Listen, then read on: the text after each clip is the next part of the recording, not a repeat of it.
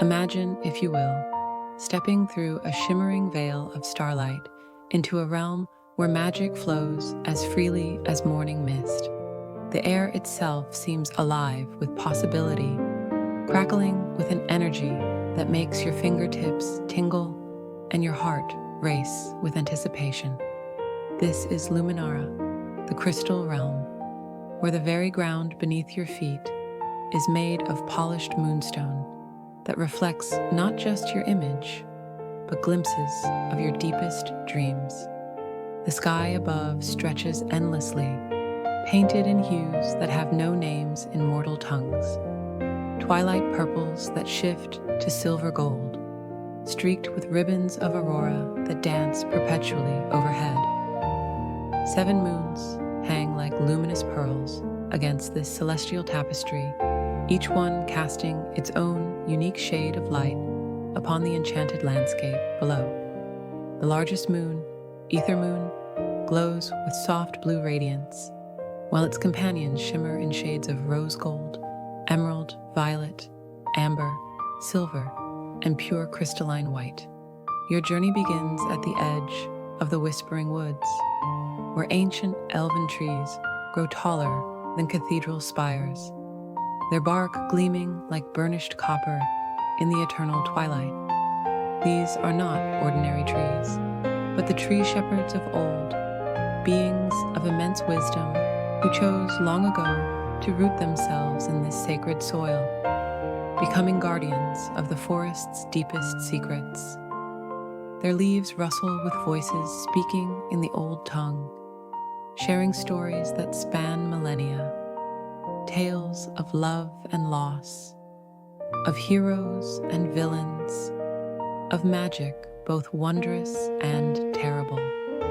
As you walk deeper into this mystical forest, your footsteps make no sound upon the carpet of fallen leaves that sparkle like scattered gems.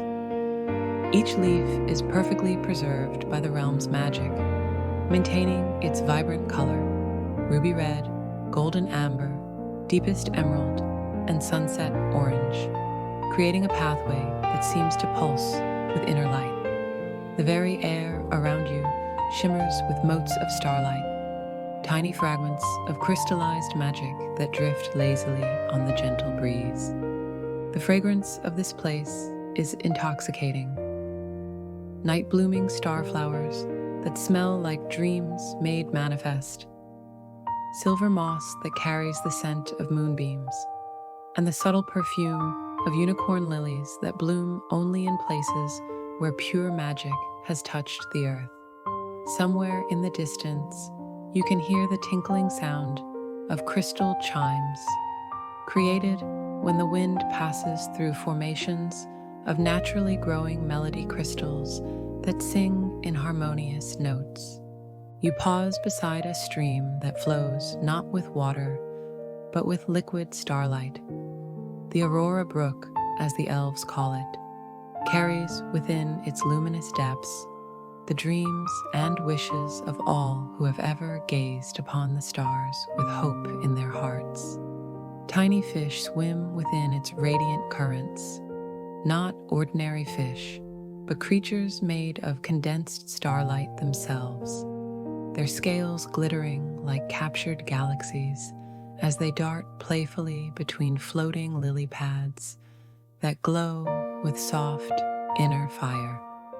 Kneeling beside the brook, you cup your hands and taste the liquid light. It flows over your tongue like the finest wine, but tastes of honey mixed with the essence of a summer storm, sweet and electric and impossibly refreshing.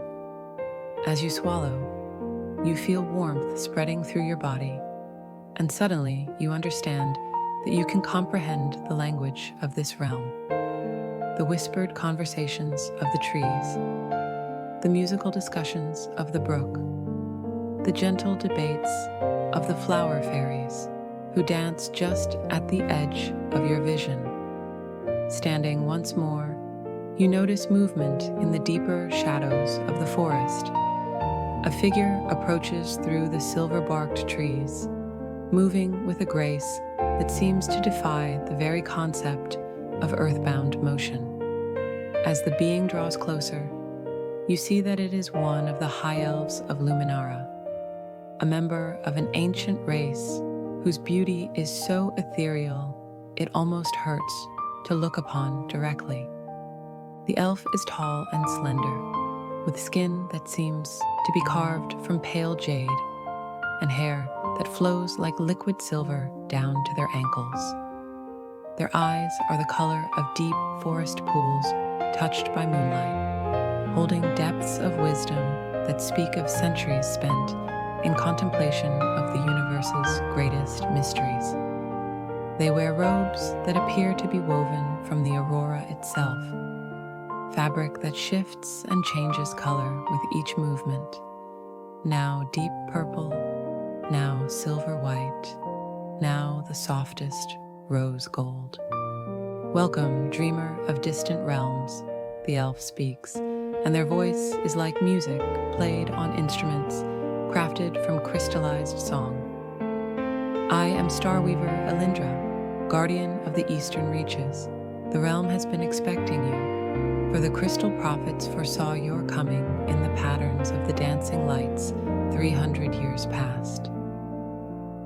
Elindra extends a hand toward you, and you notice that their fingers are longer and more delicate than any mortals, tipped with nails that gleam like polished pearls. When you take their hand, you feel a jolt of connection, as if invisible threads of starlight have suddenly bound your spirit to the magic of this place.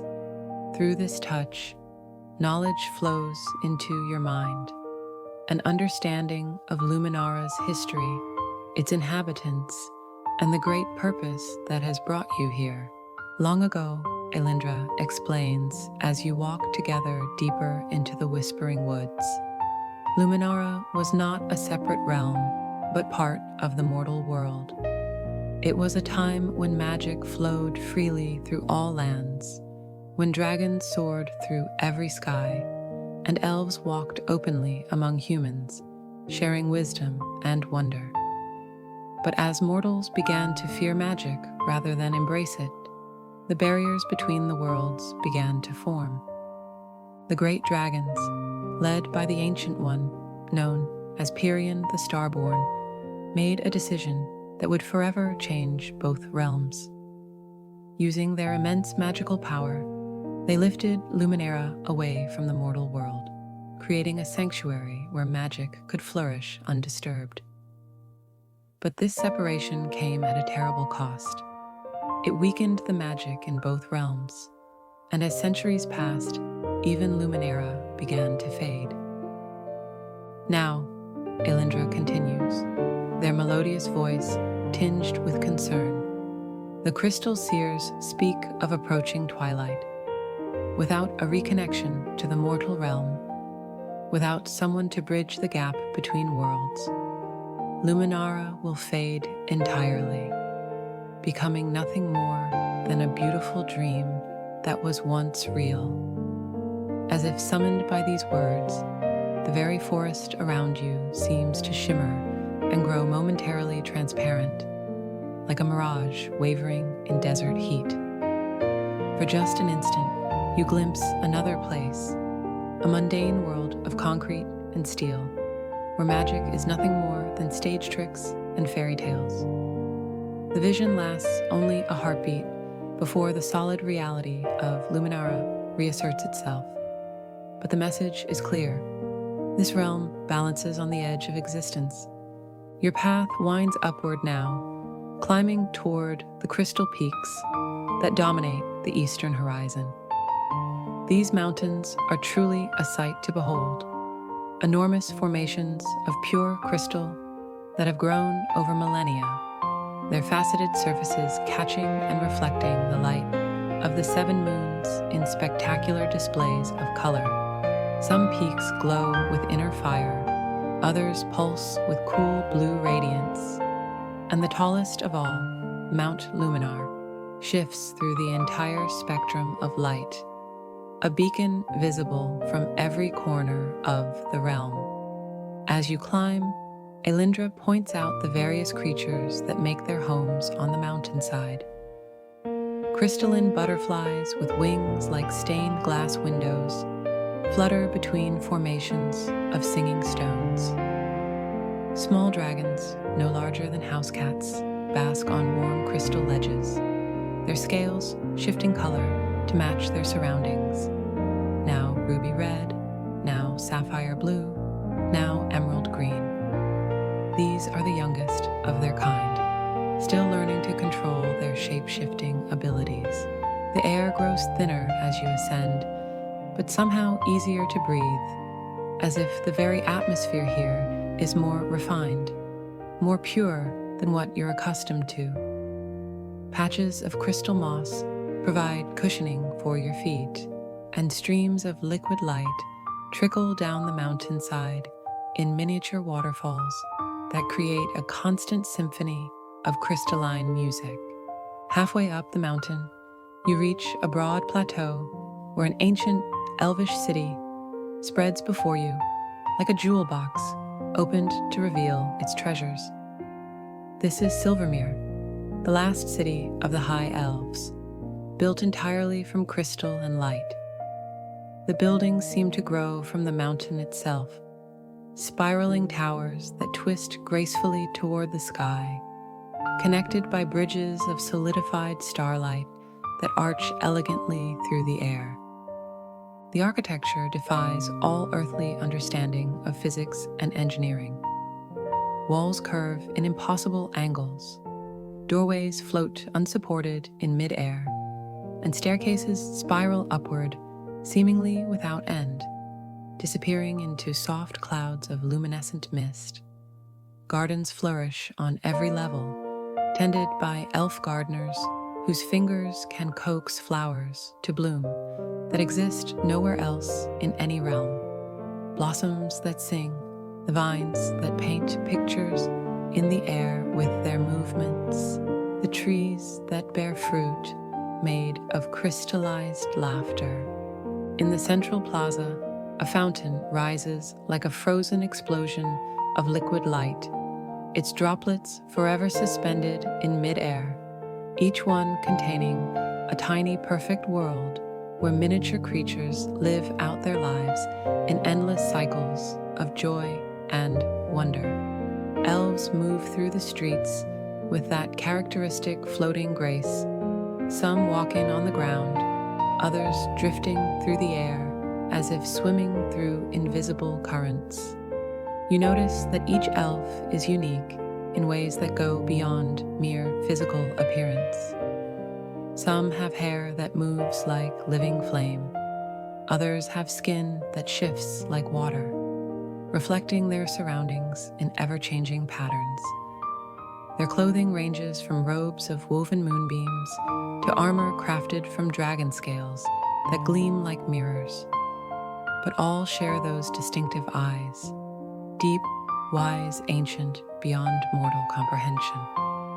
Elindra leads you to a grand palace at the city's heart, its crystalline walls so clear they seem to be made of frozen air. Come, they say, the Dragon Council awaits.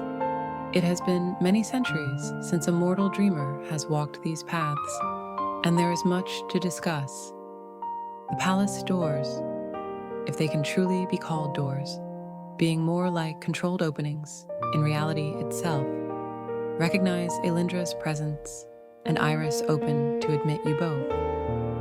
Inside, the architecture becomes even more impossible.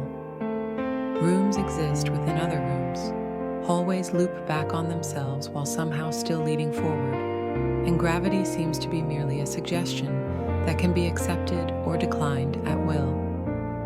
You enter a vast chamber where the ceiling stretches up beyond sight, lost in swirling galaxies of captured starlight. The floor is a perfect mirror that reflects not your physical form, but your spiritual essence, and you're surprised to see yourself glowing with a soft inner light you never knew you possessed. Around the circular room, 7 throne-like structures rise from the crystalline floor, each one perfectly suited to its occupant. These are the throne seats of the Dragon Council, and as you watch in awe, the dragons themselves begin to materialize. They don't fly in through doors or windows. Such mundane entrances would be beneath their dignity. Instead, they emerge from the very air itself, as if condensing out of colored light and crystallized dreams. The first to appear is Pirion the Starborn, the Ancient One whose decision created this realm. He is magnificent beyond description, easily 100 feet from nose to tail, with scales that contain actual stars. His hide is the deep black of space between galaxies, but each scale holds a tiny sun, creating a constellation pattern across his massive form that shifts and changes as he moves. His eyes are twin supernovas, brilliant beyond imagining, yet somehow gentle when they focus upon you. Next comes Verdania, the Lifebringer, her emerald scales rippling with living vines and flowering branches. She is the dragon of growing things, of forests and fields, of all plants that reach toward the light. Flowers bloom in her footsteps, and her breath carries the scent of every spring morning that has ever been. Crystallios, the Mind Keeper, manifests as a dragon of pure crystal, his transparent form refracting light into rainbow patterns that dance across the chamber walls. He holds all knowledge, all memories, all the accumulated wisdom of ages past. When he speaks, his voice contains echoes of every important conversation ever held. Tempestas the Stormcaller arrives in a whirlwind of clouds and lightning, her silver blue scales crackling with electrical energy. She commands the weather, the winds, the fury and gentleness of storms. Her presence makes the air itself seem alive with potential energy. Luminos, the Light-Bearer, appears as a dragon made of pure sunlight, so brilliant that looking directly at him would be impossible if not for the protective magic of this place. He is the source of all illumination, the bringer of dawn, the keeper of hope. Umbrius, the Shadow Walker, emerges from darkness itself, his black scales seeming to absorb light rather than reflect it. But he is not evil. He is necessary, the keeper of rest, of peaceful sleep, of the gentle darkness that allows light to have meaning. Finally, Kronos, the Time Weaver, materializes in a display of temporal distortion that makes your eyes water. His scales seem to exist in multiple time periods simultaneously, now ancient and weathered, now young and bright, now showing glimpses of possible futures. He is master of all moments, past, present, and yet to come. Welcome, Bridgewalker, Pirion speaks, his voice like distant thunder mixed with the music of the spheres. We have watched your journey through the dreams of mortals, seen how you move between sleeping and waking, between what is and what could be. The time has come for the great work to begin. Crystallios steps forward, his transparent form refracting the light of his fellow dragons into spectacular patterns. The knowledge you seek is vast, dreamer. Are you prepared to learn truths that will change not only your understanding of this realm, but of your own world as well? As you nod your acceptance, the crystal dragon touches your forehead with one delicate claw, and suddenly your mind expands to encompass knowledge beyond anything you imagined possible.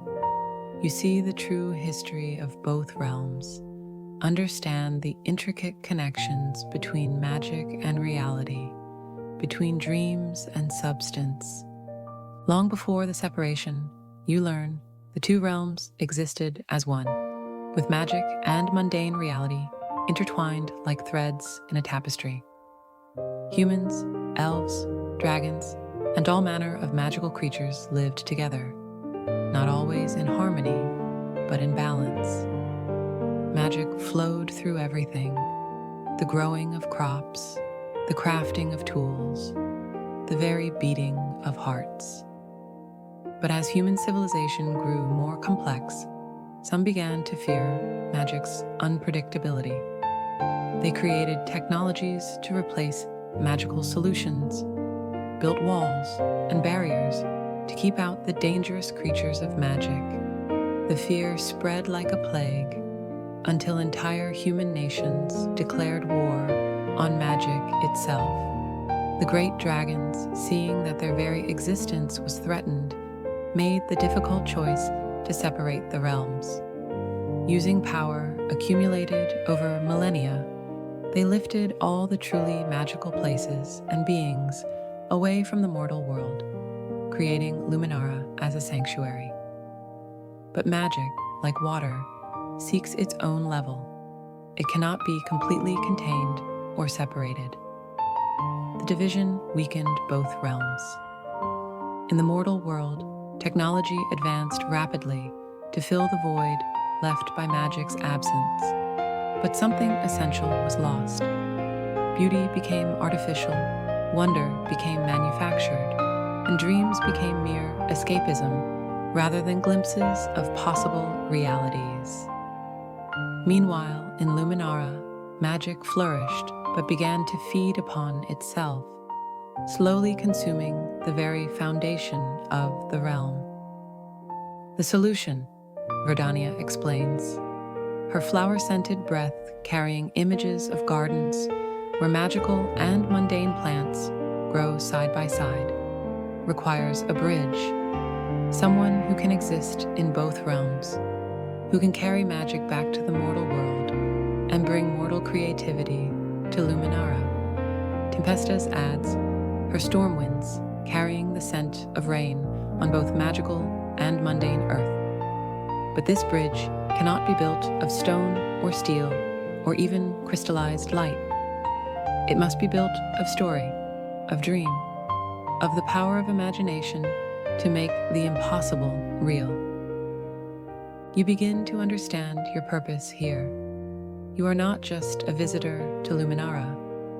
You are being asked to become something more, something unprecedented, a bridge walker capable of existing in dreams and reality simultaneously, able to carry the magic of this realm back to your world through the power of story and imagination.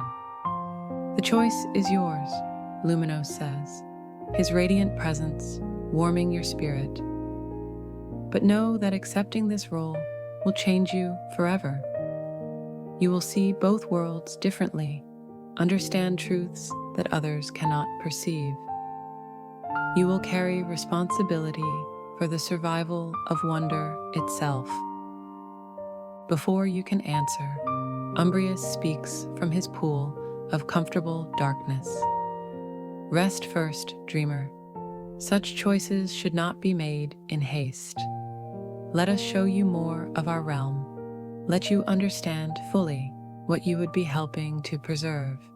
The dragons fade back into light and shadow, leaving you alone with Elindra in the vast chamber. The elf places a gentle hand on your shoulder. Come, they say. There is much more to see, and the night is young in 7 different ways. You leave the Crystal Palace and find that the city has transformed in your absence. What had been beautiful before is now breathtaking beyond description. The eternal twilight has deepened into something richer, more complex. The 7 moons have shifted in their dance across the sky, creating new patterns of light and shadow that make the crystal buildings sing in harmonic choruses. Elindra leads you to one of the starlight bridges, And as you step onto its luminous surface, you feel yourself becoming lighter, more ethereal.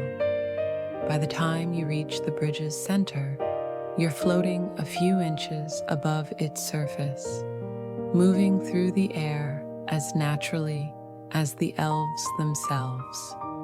From this vantage point, you can see the full scope of Silvermere spread below you. Elven families gather in crystal gardens where they tend flowers that grow in musical scales.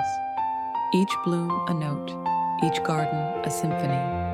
Children play games that involve shaping light with their hands, creating temporary sculptures of pure radiance that dance through the air before dissolving into sparkles.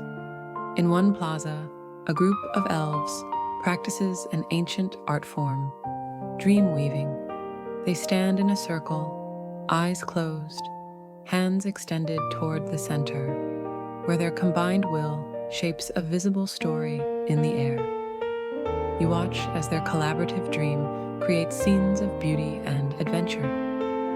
Heroes facing down impossible odds, lovers separated by cosmic forces finding their way back to each other, dragons and unicorns dancing together under alien stars. Every story told here becomes real somewhere, Elindra explains. In Luminara, imagination has creative power. What your people call fiction, we know as alternative reality. Every tale ever dreamed feeds the great tapestry of existence. As you continue across the bridge, heading toward the western districts of the city, you notice other beings moving through the streets below. Not all of Luminara's inhabitants are elves, you realize. There are others, creatures of legend and myth that found sanctuary here when the realms divided. A family of centaurs clip-clops through a market square where vendors sell bottled moonlight and caged songs. Their human torsos are clothed in robes of woven grass, while their horse bodies shine with coats that shift color like oil on water. The youngest centaur, barely more than a foal, pauses to examine a vendor's display of crystallized rainbows, each one containing the complete spectrum of light from different worlds. In another area, a phoenix perches on a crystal fountain, its flames reflecting in the water without extinguishing. The great bird preens feathers made of living fire, each one a different shade of flame: orange, red, gold, white, and the rare blue fire that burns only in the hearts of stars. As you watch, the phoenix spreads its wings and takes flight, leaving a trail of sparks that transform into tiny butterflies before dissolving into starlight. Near the city's edge, where the crystal buildings give way to natural formations, a group of unicorns grazes in a meadow of silver grass. These are not the pure white creatures of human legend, but beings of impossible beauty whose coats contain every color that has ever existed. One lifts its head to regard you with eyes like liquid diamonds, and for a moment, you feel the touch of absolute purity against your soul. Not the harsh judgment you might expect, but a gentle acceptance that sees through all pretense to the essential goodness that exists in every dreaming heart. Elindra guides you down from the bridge to a path that winds through the meadow. As you walk among the unicorns, you notice that flowers spring up wherever their hooves touch the earth. Not ordinary flowers, but blossoms that exist only in the space between heartbeats, petals that show glimpses of what the world could become if love and wonder were the driving forces of existence. They are the last of their kind in any realm, Elindra says softly. When the worlds divided, most chose to fade rather than live apart from the pure dreams of mortal children. These few remain as guardians of hope itself. The largest of the unicorns approaches you, moving with steps that make no sound but create ripples of light in the silver grass. Its horn spirals upward like a crystallized tornado, shot through with veins of light that pulse in rhythm with your heartbeat. When it touches your forehead with the tip of that horn, visions flood your mind. You see the mortal world as it once was. Villages where humans and elves worked together, their combined skills creating wonders that neither could achieve alone. Dragons soaring overhead, not as threats, but as guardians and teachers, sharing ancient wisdom with those brave enough to listen. Forests where every tree held a spirit, oceans where mermaids sang ships safely to harbor, mountains where dwarves crafted items of power and beauty, in workshops lit by captured lightning. But you also see what that world became: the fear, the wars, the systematic elimination of wonder. Magic users hunted and driven into hiding, dragons slain for their hoards, forests burned to eliminate the dangerous spirits within. The triumph of the practical over the magical, the systematic destruction of beauty in favor of utility. And finally, you see what the world has become in magic's absence: efficient but soulless, productive but joyless, advanced but somehow diminished. A world where children stop believing in magic by age 7, where art is mass-produced, where wonder is manufactured by committee and focus grouped for maximum appeal. The unicorn withdraws its horn, and you stagger backward, overwhelmed by the weight of what you've seen. But Alindra steadies you with a gentle touch, and gradually the immediate beauty of Luminara reasserts itself, providing comfort and hope. Now you understand, the elf says. This is what we fight to preserve, and this is what your world has lost. But the connection can be restored, the bridge rebuilt. It requires only someone willing to carry wonder back to a world that has forgotten how to dream. As if drawn by your contemplation, other creatures of Luminara begin to emerge from hiding places throughout the meadow. A family of talking foxes pads out from beneath a crystalline tree, their fur shimmering with trapped starlight, their eyes holding the accumulated wisdom of forest dwellers who have observed both realms for centuries. Flower fairies no larger than your thumb flutter around you in spirals of colored light, their laughter like tiny silver bells. Each one is perfectly formed, with gossamer wings that show glimpses of distant galaxies and faces that combine the beauty of flowers with the intelligence of stars. From the deeper forest comes a being you recognize from half-remembered tales. A Trent, one of the ancient tree shepherds, but mobile rather than rooted. Its bark skin shows the rings of centuries, and its eyes are pools of deep forest green that reflect not just your image, but your potential for growth and change. Smaller trees and flowering bushes move with it, a walking forest that serves as home to countless smaller creatures. A group of Pegasi descends from the crystal peaks, their wings cutting through the multi-hued air with grace that makes your heart ache. Unlike earthly horses, these beings seem to be crafted from clouds and starlight, their manes flowing like aurora streams, their hooves striking sparks from the air itself as they land in the meadow around you. All of us are exiles, one of the talking foxes explains, its voice like wind through autumn leaves. All of us were driven from the mortal realm when wonder became unwelcome. But we remember what was, and we dream of what could be again. A phoenix settles on a nearby crystal formation, its flames providing warmth without heat, illumination without harshness. The question, it says in a voice like crackling logs in a fireplace, is whether mortals remember how to see us. We can return, but only if there are eyes to perceive us, hearts to welcome us, minds to believe in us. You realize that this is the heart of the challenge facing you. It's not enough to simply carry magic back to the mortal world. You must help that world remember how to recognize magic when it appears. You must teach people to see with the eyes of children again, to believe in impossible things, to find wonder in the everyday extraordinary.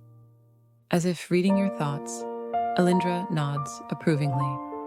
The bridge works both ways, dreamer. We need your world's creativity, its innovation, its endless capacity for growth and change. In return, we offer wonder, beauty, the magic that makes existence meaningful rather than merely functional. The sun, for Luminara, does have a sun, though it travels in paths unknown to earthly astronomy, begins to set behind the crystal peaks, painting the sky in shades that have no names in any mortal language. The 7 moons grow brighter in response, their combined light creating a gentle radiance that makes everything seem to glow from within. It's then that you hear it, music unlike anything from either realm. It comes from the direction of the great castle that crowns Mount Luminar, a structure so magnificent that you've been unconsciously avoiding looking directly at it, sensing that its full beauty might overwhelm your senses. The song of making, Alindra whispers with something approaching reverence. It plays only when the realm prepares for great change. Come, we must not delay. The Dragon Lords are gathering for the ritual that will determine Luminara's fate. The path to Mount Luminar's peak winds through landscapes that defy description. You pass through a forest where the trees are made of crystallized music, each one a different instrument, their branches swaying to create symphonies that speak directly to the soul. Harps with strings of light, drums with heads of compressed starlight, flutes carved from solidified wind itself. You cross bridges that span not rivers, but streams of liquid time, where you can look down and see moments from every possible past and future flowing beneath your feet. Some streams show the history of your own world. Others reveal the chronicles of realms that exist only in the spaces between dreams. In a valley that exists only when viewed from certain angles, you encounter a gathering of the most ancient beings in Luminara, the Firstborn, creatures that existed before the division between realms, beings so old and powerful that reality bends around them like water around stones. One is a dragon larger than a mountain, so ancient that entire ecosystems have grown on its back. Forests cover its shoulders, rivers flow between its scales, and clouds form around its head. When it breathes, new weather patterns are born. When it shifts its weight, the very geography of the realm changes.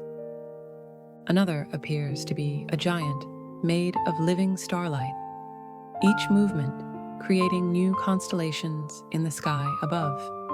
Its thoughts are visible as aurora streams that dance around its head, and its heartbeat creates rhythmic pulses of light that spread outward in all directions.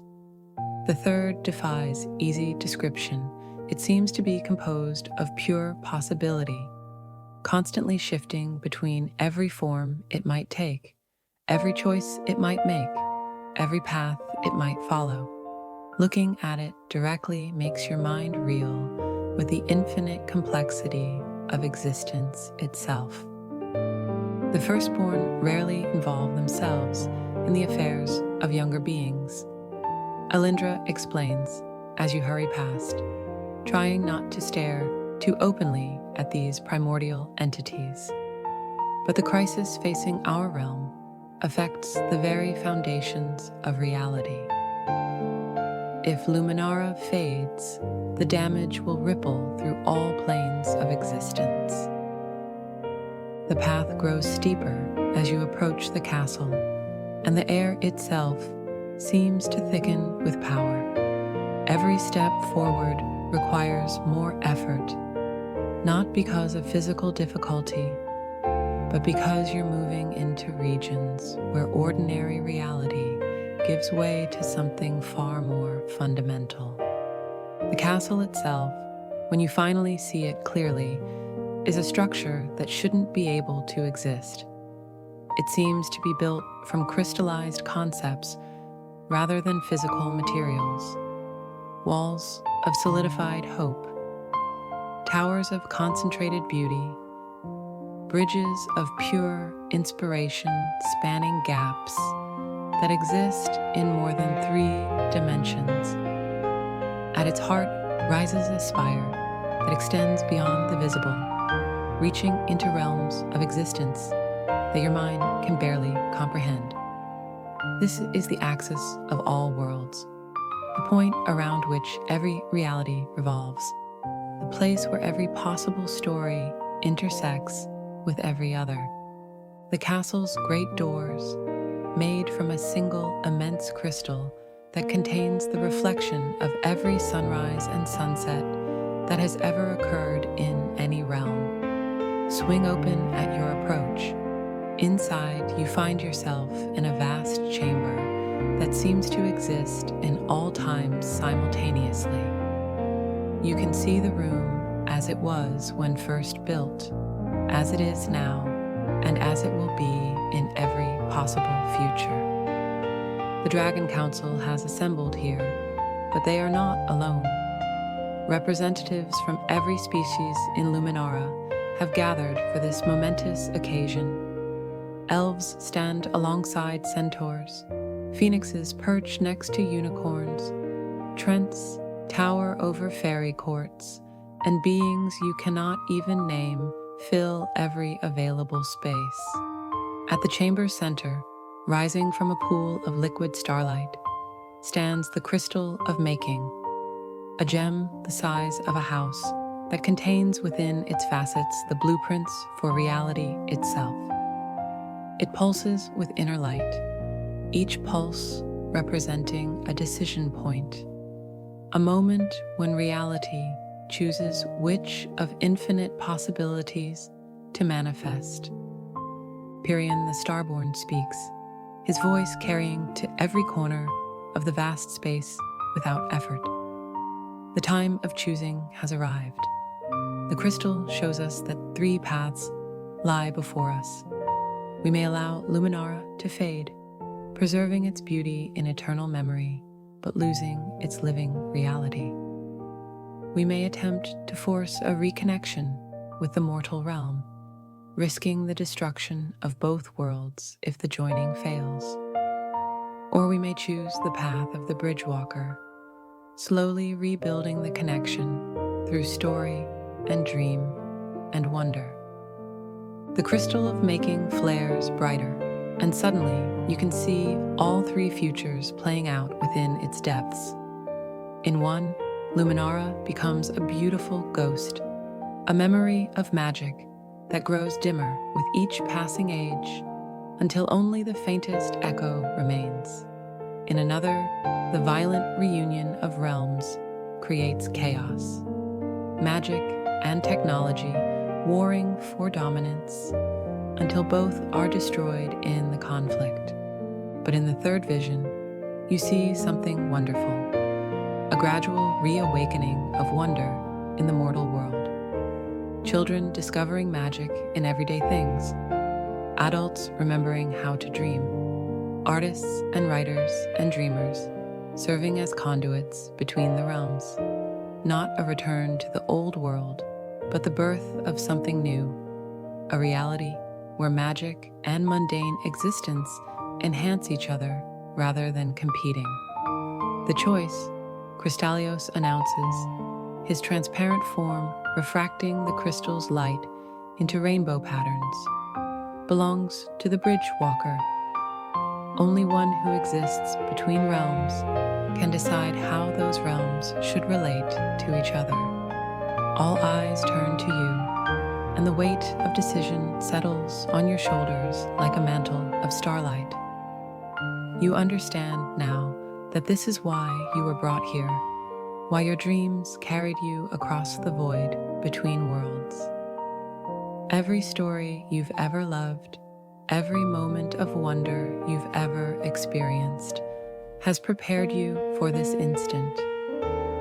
You step forward, approaching the crystal of making.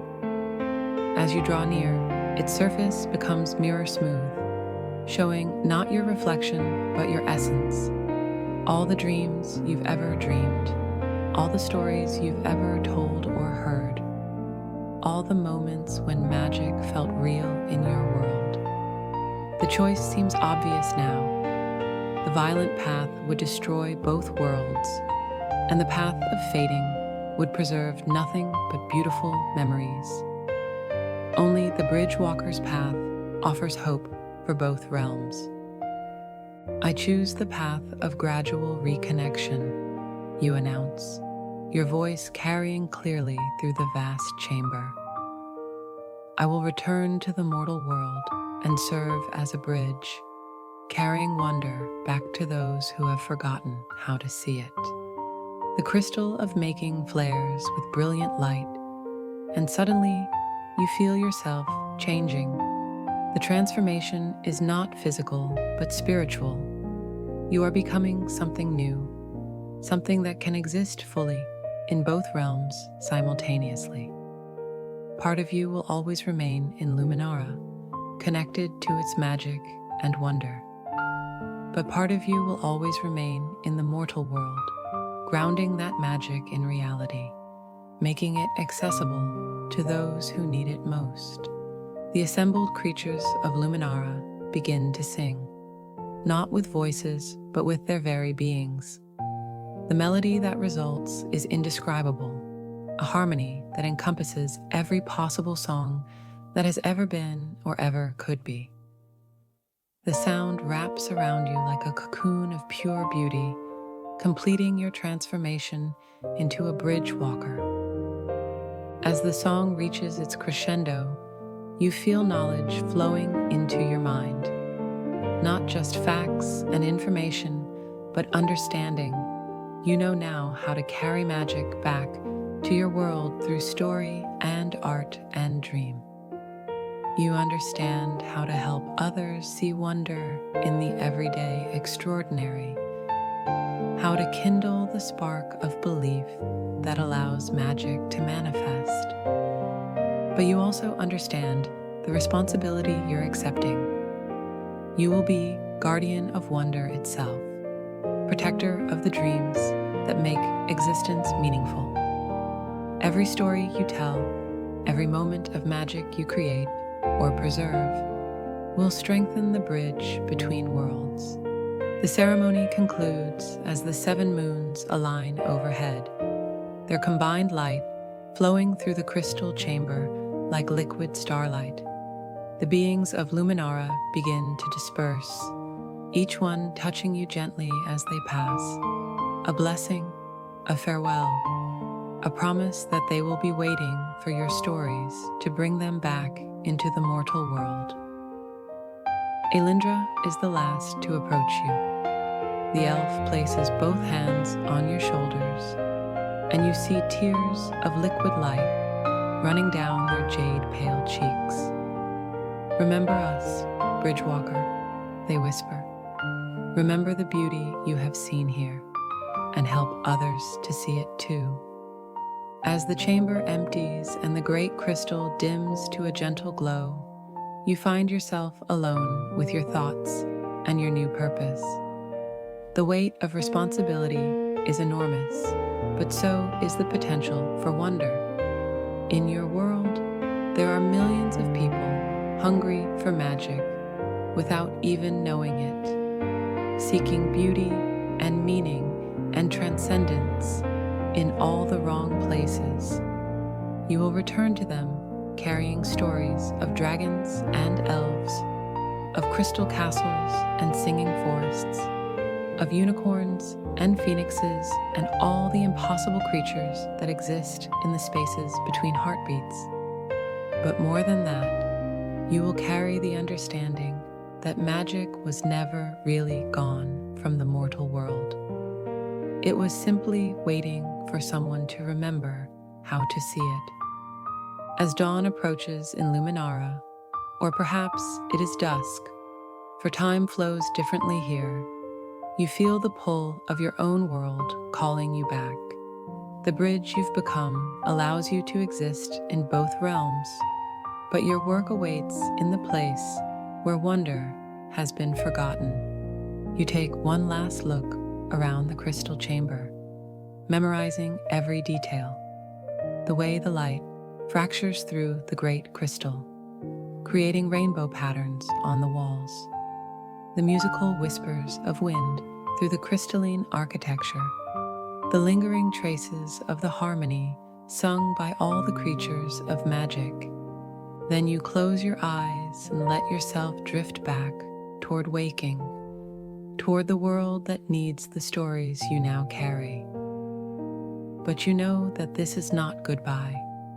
It is the beginning of a great work that will span years and decades, gradually rebuilding the bridge between worlds through the power of wonder itself.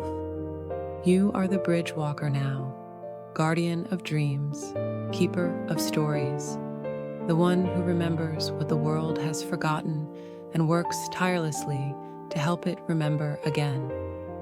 And in that role, you carry the hopes not just of Luminara, but of everyone who has ever wished that magic might be real, that wonder might return to a world grown too practical for its own good. The story ends as it began, with possibilities infinite as starlight, dreams vast as the space between worlds, and magic real as the beating of your own heart. For in becoming the bridge walker, you have not just saved Luminara, you have opened the door for wonder to return to every realm, every reality, every dreaming heart that yearns for something more beautiful than the merely mundane. And so the great work begins, one story at a time, one dream at a time, one moment of wonder at a time, until both worlds remember what they were always meant to be, not separate realms of magic and mundane, but one glorious reality where anything is possible for those who dare to dream.